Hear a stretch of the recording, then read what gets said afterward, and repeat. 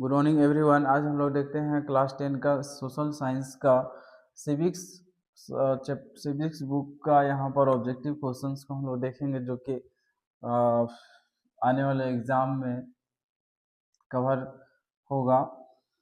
जिसमें देख सकते हैं बेल्जियम में सामाजिक विभाजन का आधार क्या था, तो बेल्जियम में भाषा के आधार पर उसमें विभाजित किया गया था। श्रीलंका में तमिल मुख्य रूप से कहाँ रहते थे, तो उत्तर पूर्वी प्रांत में। श्रीलंका में बहुसंख्यक कौन थे, तो सिंहली थे। और श्रीलंका में थे तीनों, तमिल, सिंहली, बौद्ध तीनों थे, लेकिन इसमें से अधिक कौन था, तो सिंहली थे। अच्छा, बेल्जियम में डच की आबादी कितना प्रतिशत, तो 59% था। बेल्जियम में मुख्य रूप से कौन सी भाषा बोली जाती थी, जर्मन, डच और फ्रेंच तीनों बोला जाता था। अच्छा, इसमें कह रहा है कि 1970 से 1993 के मध्य बेल्जियम के संविधान में कितने संशोधन किए गए थे, 4 संशोधन। भारत में किस प्रकार की शासन प्रणाली है, तो संसदीय प्रणाली है। और श्रीलंका में तमिल देश के कुल जनसंख्या का कितना प्रतिशत है, तमिल जो था वो 18% था वहाँ पर। नेक्स्ट क्वेश्चन कह रहा है यहाँ पर कि श्रीलंका में सिंहली देश की कुल आबादी का कितना प्रतिशत है, तो 74%, यानी कि 74% हो जाएगा। श्रीलंका में सत्ता की साझेदारी का क्या आधार था, तो बहुसंख्यकवाद, जिसकी संख्या ज़्यादा था। और कह रहा है कि कौन सी जातीय समूह ब्रुसेल्स में बहुसंख्यक थे, तो बहुसंख्यक फ्रांसीसी भाषा बोलने वाले। श्रीलंका का राजकीय धर्म क्या था, तो राजकीय धर्म वहाँ पर बौद्ध धर्म था। भारत में क्षेत्रीय सरकार के लिए दूसरा नाम क्या है, तो राज्य सरकार, क्षेत्रीय सरकार यानी कि राज्य सरकार। बेल्जियम को स्वतंत्रता कब मिली थी, तो 4 अक्टूबर 1830 को मिली थी। अब दूसरा चैप्टर का ऑब्जेक्टिव देखते हैं हम लोग। दूसरा चैप्टर का ऑब्जेक्टिव क्वेश्चन यहाँ कह रहा है संघवाद में कि भारत की राष्ट्रभाषा क्या है, तो भारत की राष्ट्रभाषा हिंदी है। ग्रामीण स्तर पर संचालित प्रशासन को क्या कहा जाता है, तो स्थानीय प्रशासन। नगर निगम के पदाधिकारी को क्या कहते हैं, तो इसे मेयर कहते हैं। और सभी से आग्रह होगा कि जो चैनल को सब्सक्राइब नहीं किए चैनल को सब्सक्राइब कर लें, जो सब्सक्राइब कर रखे हैं पहले से वे एक बार वीडियो को लाइक कर दें, ताकि है कि पता चल सकेगा आप लोग देखते हैं वीडियो को, आपके लिए ये यूज़फुल है। और किसी तरह का अगर कंटेंट और भी चाहिए, या तो किस तरह का होना चाहिए, अगर ये चीज़ सुझाव देना चाहते हैं तो कमेंट बॉक्स ओपन है, आप वहां जाकर कमेंट कर हमें बता सकते हैं। चलिए आगे क्वेश्चन कह रहा है कि नगर निगम के पदाधिकारी को क्या कहते हैं, तो मेयर कहते हैं, तो हो गया। प्रांतीय प्रशासन का संचालन कौन करता है, तो ये मुख्यमंत्री करते हैं। और कह रहे हैं इनमें से किस देश में एकात्मक सरकार है, तो श्रीलंका, बेल्जियम, अमेरिका, कनाडा, तो इसमें श्रीलंका में हो जाएगा। इसके बाद कह रहे हैं कि संघात्मक सरकार किस देश में, तो संघात्मक भारत में है। समवर्ती सूची में कितने विषय है, तो 52 विषय है समवर्ती सूची में। आगे क्वेश्चन कर रहा है कि विकेंद्रीकरण क्या है, तो विकेंद्रीकरण केंद्रीय और उसके बाद राज्य, उसके बाद है कि स्थानीय सरकार, जो 3 स्तर पर सरकारें चलाई जाती है, ये हो गया यहाँ पर विकेंद्रीकरण। भारत कब एक नया राज्य बना, हर कोई जानता 15 नवंबर 2000 को। कर भारत में कितनी भाषाओं को अनुसूचित भाषा का दर्जा मिला, तो 22 भाषा को। और क्वेश्चन इसमें राज्य की विधानसभा में महिलाओं का प्रतिनिधित्व कितना है, तो ये 5% से भी कम है। भारत में कितनी भाषाएं बोली जाती है, तो 1500 से भी अधिक भाषा बोला जाता है। पोखरण भारत के किस राज्य में, तो राजस्थान में, जहाँ पर हमारा परमाणु परीक्षण हुआ था। संघीय सरकार में स्तर कितने स्तर, तो 2 या 2 से अधिक हो सकते हैं। और इसमें क्वेश्चन वर्तमान में भारत में कितने राज्य है, तो अभी 28 राज्य है। 29 राज्य था, तो जब 370 और जम्मू कश्मीर से 370 धारा हटाया गया, तो है कि वहाँ पर जम्मू कश्मीर को राज्य का दर्जा से हटा दिया गया है, तो 28 राज्य बचा है अभी फिलहाल। अगला चैप्टर का क्वेश्चन जो है, काले दस्ताने और बंदी मुठ्ठियाँ किसके प्रतीक है, तो अश्वेत शक्ति का। पीटर नॉर्मन संबंधित किससे है, तो ऑस्ट्रेलिया से है। स्मिथ और कार्लोस कौन थे? तो एफ्रो अमेरिकन थे। और अमेरिका के सामाजिक विभाजन का क्या कारण था? तो श्वेत और राष्ट्रभेद, रंग भेद का जो था। उत्तरी आयरलैंड और नीदरलैंड देश जो थे क्या है? तो ईसाई बहुल देश थे। आज विश्व के बहुत से देश क्या हो गया? तो बहुत सांस्कृतिक हो गए हैं। आश्रित शक्ति आंदोलन कब से कब तक हुआ था? तो 1966 से 1975 के बीच हुआ था।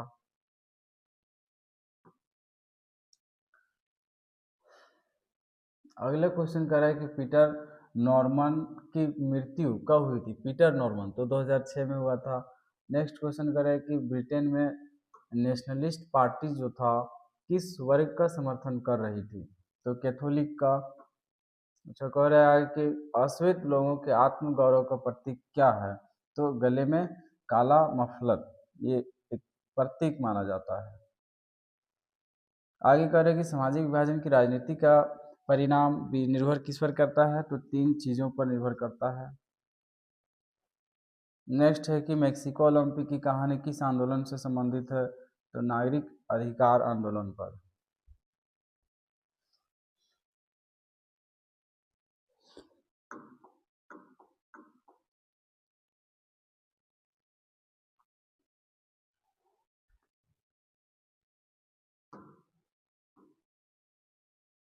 आगे जो क्वेश्चन है, संविधान के किस अनुच्छेद द्वारा अस्पृश्यता को समाप्त कर दिया गया? तो अनुच्छेद 17 के द्वारा। अच्छा, आगे क्वेश्चन, नारीवाद आंदोलन का लक्ष्य क्या होता है? तो समानता, कि नारीवाद ना हो, भेदभाव ना हो। महिलाओं की समाज में बराबरी की मांग के आंदोलन को क्या कहा जाता है? तो नारीवाद आंदोलन। की महिलाओं को भी उतना ही अधिकार और उतना ही बराबरी मिलना चाहिए जितना पुरुषों को मिलता है। और एक धर्म सामाजिक समुदाय का काम करता है, यह मान्यता किस पर आधारित है? तो यह सांप्रदायिक के आधार पर है। जाति पर आधारित सामाजिक विभाजन किस देश में है? तो भारत में है। और क्वेश्चन है कि भारत किस प्रकार का राज्य है? तो लोकतांत्रिक, धर्मनिरपेक्ष, ये सभी उपरोक्त से भी हो जाएगा। भारतीय समाज माना जाता है, क्या माना जाता है? तो एक पितृसत्तात्मक समाज, यानी कि पिता का यहाँ शासन चलता है, इस तरह की यहाँ पर समाज है। लिंग विभाजन का अभिप्राय क्या है? तो लिंग विभाजन मतलब कि महिला और पुरुष के बीच विभाजन करना, ये हो जाएगा।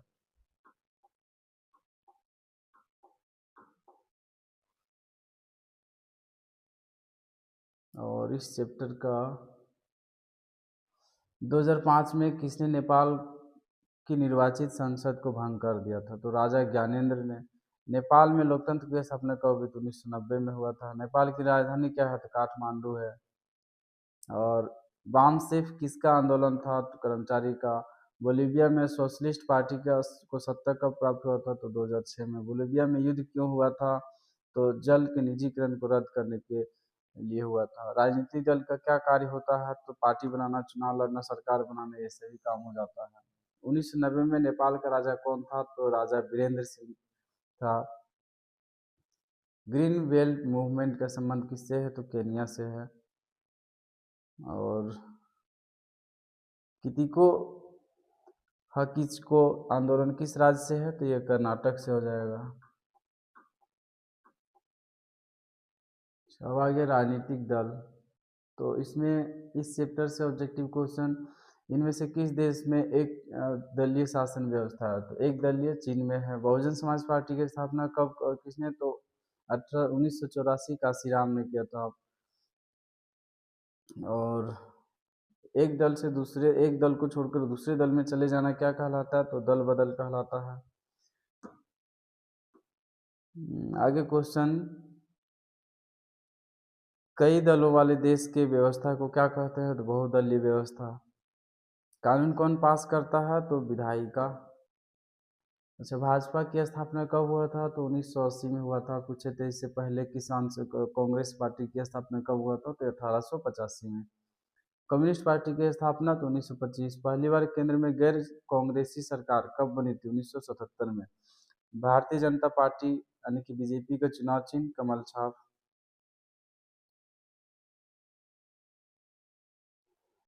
कांग्रेस की स्थापना 1885 है। लोकतंत्र का परिणाम, इसको देखते हैं हम लोग। किस प्रकार की सरकार सबसे बेहतर मानी जाती है? तो लोकतंत्र। और किस देश में आधे से ज़्यादा आबादी गरीबी में रहते हैं? तो बांग्लादेश के लोग। लोकतंत्र का क्या अर्थ है? तो लोकतंत्र यानी कि लोगों का शासन। लोकतांत्रिक सरकार में सभी नागरिक कैसे होते हैं? तो एक समान होते हैं।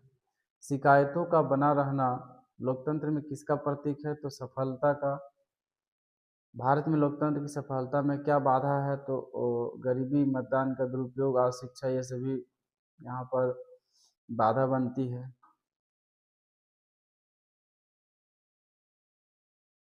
हाँ, लोकतंत्र जनता का, जनता के लिए, जनता द्वारा चुनी हुई सरकार या शासन कर सकती है। किसका कथन था? तो अब्राहम लिंकन, जो कि भूतपूर्व अमेरिका के राष्ट्रपति थे। तानाशाही का क्या अर्थ है? तो तानाशाही मतलब किसी एक द्वारा ही वहाँ पर नियम लागू किया जाता है, और जो नियम लागू कर दिया गया उसी को पालन करना है। तो ये था यहाँ पर सिविक्स का सारा ऑब्जेक्ट।